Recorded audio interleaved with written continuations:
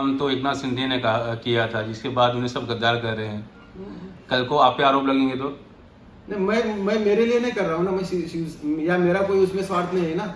मैं जो काम कर रहा हूँ मेरे पार्टी के लिए कर रहा हूँ, या मैं मेरे पार्टी को धोखा देके तो काम नहीं कर रहा हूँ ना।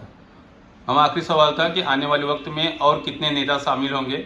बहुत सारे होंगे। आमदारकी का नाम मत बताइए, खाली आंकड़े बताइए। मैं आपको बताता हूँ, अभी आमदारकी का एक उम्मीदवार जो वसई से खड़ा था आमदारकी में, मैं नाम नहीं बताता कोई पार्टी का, वो मेरे कांटेक्ट में, और बस 4-5 दिन में उसका प्रवेश हो जाएगा, मालूम हो जाएगा आप लोगों को। फिर आप लोगों को डर तो होना चाहिए ना। डर नहीं रहेगा तो फिर राजकारण करके फायदा क्या है? डर होना चाहिए। तो मराठी लोगों को तो शिवसेना के साथ में आना है। महाराष्ट्र को अगर बचाना है तो शिवसेना के साथ में आना है। शिवसेना नहीं रहेगी तो मराठी इंसान खत्म हो जाएगा। शिवसेना से जीत के गावित साहब भी आए थे। हाँ, तो उन्होंने गद्दारी किया ना। खासदार गद्दार हैं और आमदार श्रीनिवास वनगा जो हैं वह बच्चे हैं। नहीं, श्रीनिवास वनगा तो पालघर का रहा है, यहाँ का हमारे विभाग का तो सतीश ठाकुर है ना। शिवसेना की बात कर रहा हूँ कि एक जो खासदार है वो गद्दार हैं और दूसरे जो आमदार हैं वहाँ के जो शिवसेना से आए थे वो बच्चे हैं। दोनों भी तो आने वाले दोनों गद्दार हैं। तो आने वाले इलेक्शन में क्या लगता है कि जो उनको वोट मिला है वो उद्धव साहब की झोली में फिर से गिरेगा? 100%। नहीं, पार्टी को बड़ा करना चाहिए ना, पार्टी को बढ़ाना चाहिए। ये बात नहीं होती कि बहुजन हो या और कोई पार्टी हो, वो उनका काम करे, हमारा काम करे हम लोग। हमें अभी इलेक्शन आने वाले इलेक्शन में हमें पावरफुल उम्मीदवार की जरूरत थी और हमने वो तैयारी किया है। हमारे पास 3-4 उम्मीदवार है, तो उसमें देखेंगे किसको देना है क्या है। वो जो हमारे पास अभी जो हरिचंद्र कोलार जो आए हैं, वो हमें आदिवासी पट्टे में अच्छा वोटिंग देके जाएंगे, अच्छा वोटिंग आएगा उनकी वजह से। उस एरिया में श्रीनिवास वनगा भी हैं, उनके पास भी एक बड़ा वोट बैंक है आदिवासी का। तो क्या लगता है कि उनके वोट बैंक को आप काटने में सक्षम होंगे या फिर उनके साथ में आदिवासी समाज वहाँ पे रहेंगे? श्रीनिवास का कोई वजूद ही नहीं था ना। श्रीनिवास पिताजी के नाम से चल रहे थे, उसके बाद में उद्धव साहब ने उनको इतना बड़ा सहारा दिया, और उनको तो भाजपा ने तो भगा ही दिया था। भाजपा ने तो उनको खड़ा ही नहीं करा था, तो उद्धव साहब ने उनको खासदारकी भी दी थी। उसके बाद में आमदारकी में उनको चुन के लाया। तो श्रीनिवास का वोटिंग नहीं है, वो शिवसेना का वोटिंग है, और ये टाइम पे उसके साथ में कोई जाने वाले नहीं लोग। शिवसेना का वोटिंग तो उद्धव साहब के साथ में आएगा।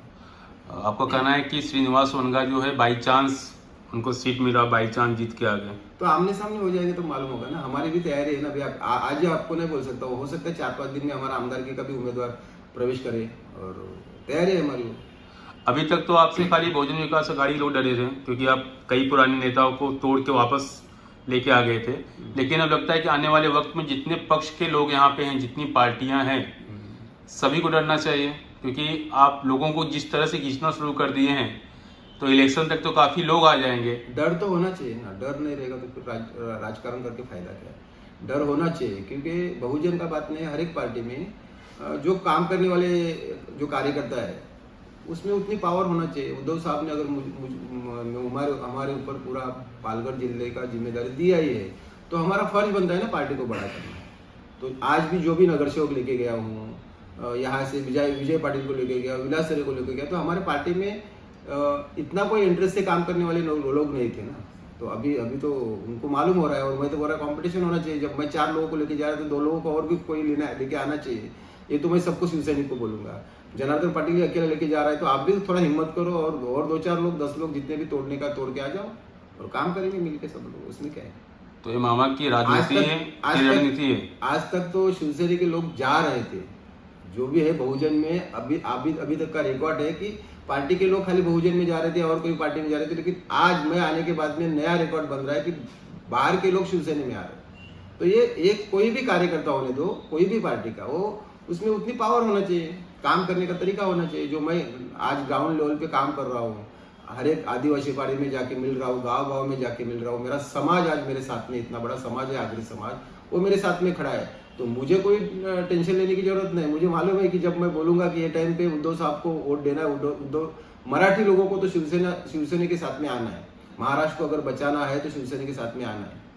शिवसेना नहीं रहेगी तो मराठी इंसान खत्म हो जाएगा, ऐसा मुझे लग रहा है। तो सब लोग साथ में आके काम करना चाहिए। शिवसेना से जीत के गावित साहब भी आए थे।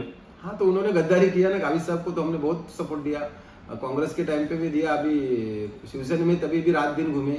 गावित के पास तो कार्यकर्ता भी नहीं थे, तो हमें फोन करते थे तो हम 200-400 लोग भेज देते थे मोटरसाइकिल लेके उनके साथ में। तो उनको ये बात समझना चाहिए था। अभी मालूम हो जाएगा। अब देखो हम लोग अभी विकास का बात लेके चलेंगे। गावित साहब ने हमारे गांव में एक भी काम नहीं दिया 5 साल में। तो हम ये इलेक्शन में हमारा एजेंडा ये रहेगा, आमदार है खासदार है, उनको हम पूछेंगे कि आप भाई आपने हमारे गांव में विकास काम आपके आमदार फंड हो या खासदार फंड से क्या काम दिया है, एक काम बताओ फिर गांव में आ जाओ।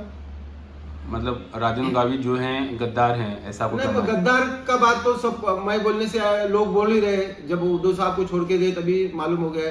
राज वालों हमें बताया ना कि हमने एक काम हम आपके गांव में दिया है, तो हम उसके लिए मान जाएंगे। हम वही पूछेंगे उनको जब भी, अगर वो हमें, मुझे बीच में फोन भी किया था उन्होंने, तो उनको यही पूछेंगे कि साहब आपने काम क्या दिया मुझे बोलो। हमने तो रात दिन मेहनत की आपके लिए, हमने खर्चा भी हमारा खुद का किया, हमने कोई पार्टी से पेमेंट तो नहीं लिया था, हमारा खुद का पैसा खर्चा करके आपके पीछे घूमे। तो आपने खासदार फंड से एक काम तो हमें दिखाओ हमारे गांव का या हमारे परिसर का कि हमने एक काम दिया है। वैसे आमदार को भी हम पूछेंगे कि भाई आपने आमदार फंड से क्या काम किया है। अगर ये लोगों को चुन के देने के बाद में ये लोग काम नहीं करेंगे तो फायदा क्या है चुन के देंगे। खासदार गद्दार हैं और आमदार श्रीनिवास वनगा जो हैं वह बच्चे हैं। नहीं, श्रीनिवास वनगा तो पालघर का रहा है, तो यहाँ का हमारे विभाग का तो सतीश ठाकुर है ना। शिवसेना की बात कर रहा हूँ कि एक जो खासदार है वो गद्दार हैं और दूसरे जो आमदार हैं वहाँ के जो शिवसेना से आए थे बच्चे हैं, दोनों भी तो गद्दार। आने वाले दोनों गद्दार हैं। दोनों आने वाले इलेक्शन में क्या लगता है कि जो उनको वोट मिला है वो उद्धव साहब की झोली में फिर से गिरेगा? 100% लोग अभी उद्धव साहब के साथ में जिन्होंने गद्दारी किया एक भी नहीं चुन के आएगा। जो गद्दारी करके गए एक भी नहीं चुन के आएगा। अब ऐसे कैसे कर सकते हैं? आ गए तो नहीं आएगा, मैं बोल रहा हूँ ना। लोगों का अभी गुस्सा बहुत बढ़ रहा है। महाराष्ट्र में जो राजनीति चल रही है, इतनी गंदी राजनीति इनके वजह से हो रही, लोग परेशान है, तो नहीं लोग चुन के नहीं इनको दे।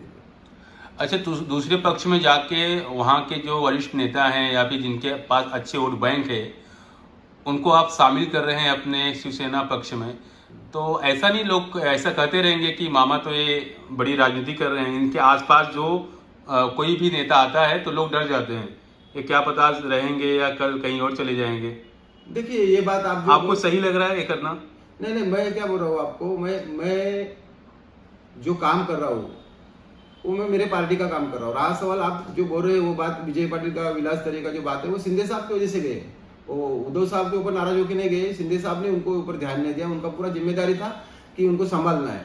अगर मैं 6 महीना पहले प्लानिंग करके एक आमदार हो या अच्छा कार्यकर्ता हो उसको अगर इतना मेहनत करके मैं लाता हूँ तो मेरे लिए कितनी तकलीफ होती है वो मुझे ही मालूम है। और उनको अगर संभालने नहीं होता है तो फिर क्या बोलेंगे। लेकिन अभी वो कंडीशन नहीं रही। अभी उद्धव साहब ने पालघर जिले पे ज्यादा ध्यान दिया है और हम लोग सब जाके बात करते तो उद्धव साहब ध्यान से सुनते हैं वो बात को। और उस दिन उन्होंने बताया कि मैं पालघर में आ रहा हूँ, आप लोग मीटिंग कहाँ ये मीटिंग रखने का फाइनल करो, मैं वहाँ आ रहा हूँ। कुछ लोग आरोप लगाते हैं कि मामा पालघर जिले में उद्धव ठाकरे साहब की तरफ से एजेंट की तरह काम कर रहे हैं, दूसरे पक्ष के नेता को घीस के फुसला के बहला के लेके आ रहे हैं। तो यही तो राजनीति होती है ना। आज तक हमने देखा है हमारे शिवसेना के विरार वसई से कितने लोग बहुजन विकास आघाड़ी में गए। जो भी आज है 25% तो शिवसेना के लोग हैं। लेकिन अभी मैं आने के बाद में लोग उल्टा हो रहे। अभी वालियों का एक नगर सेवक गया, माजी नगर सेवक बहुजन का लेके, तो सब कार्यकर्ता में उतनी हिम्मत होना मांगता ना अपोजिशन वाले को तोड़ना। शिवसेना के लोगों में शायद वो डेयरिंग नहीं रही होगी, अभी डेयरिंग बढ़ेगी, सब में काम करेंगे मिलकर। और क्या, यही काम तो एकनाथ शिंदे ने किया था, जिसके बाद उन्हें सब गद्दार कर रहे हैं। कल को आप पे आरोप लगेंगे तो नहीं, मैं मेरे लिए नहीं कर रहा हूँ ना। मैं या मेरा कोई उसमें स्वार्थ नहीं है ना। मैं जो काम कर रहा हूँ मेरे पार्टी के लिए कर रहा हूँ, या मैं मेरे पार्टी को धोखा देके तो काम नहीं कर रहा हूँ ना। हम आखिरी सवाल था कि आने वाले वक्त में और कितने नेता शामिल होंगे? बहुत सारे होंगे। आमदारकी का नाम मत बताइए, खाली आंकड़े बताइए। मैं आपको बताता हूँ, अभी आमदारकी का एक उम्मीदवार जो वसई से खड़ा था आमदारकी में, मैं नाम नहीं बताता कोई पार्टी का, वो मेरे कांटेक्ट में, और बस 4-5 दिन में उसका प्रवेश हो जाएगा, मालूम हो जाएगा आप लोगों को। फिर आप लोगों को आना है यहाँ बैठ लेना। कौन? विजय पाटिल? नहीं, वो नाम नहीं बताऊंगा ना। जो मैं बोल रहा हूँ ना, जो वसई में आमदारकी में खड़ा था वो मेरे कांटेक्ट में, और मैं 4-5 दिन में उसको लेके जा रहा हूँ। मतलब कई झटके लगने बाकी हैं अभी? हाँ, अभी लग जाएंगे एक झटका। जैसे जैसे इलेक्शन आते रहेगा झटका देते जाऊंगा। झटका दिए गए नहीं तो फिर लोग मानेंगे कैसा? झटका तो देना जरूरी है।